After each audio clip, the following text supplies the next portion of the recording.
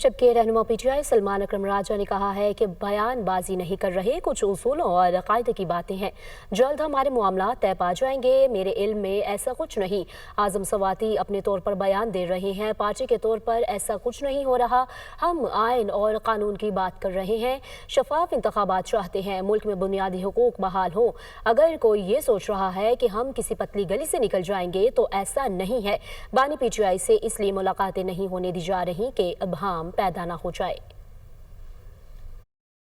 उनकी बातें हैं, कुछ कायदे की बातें हैं वो हमने तय करनी है, तो इंशाल्लाह तय हो जाएंगी। मेरे में ऐसा कुछ नहीं है। ये स्वाति साहब अपने तौर पे अगर कुछ कोशिश कर रहे हैं तो ये उनकी कोशिश है। पार्टी जो है बहैसियत पार्टी ऐसी कोई बात नहीं कर रही। हम जो बात हमेशा करते हैं कि हम शफाफ इंतखाबात चाहते हैं, हम आइन कानून की बालादस्ती चाहते हैं, हम चाहते हैं लोग अगवा ना हों, ये सारा कुछ हमारा नस्बुल-ऐन है।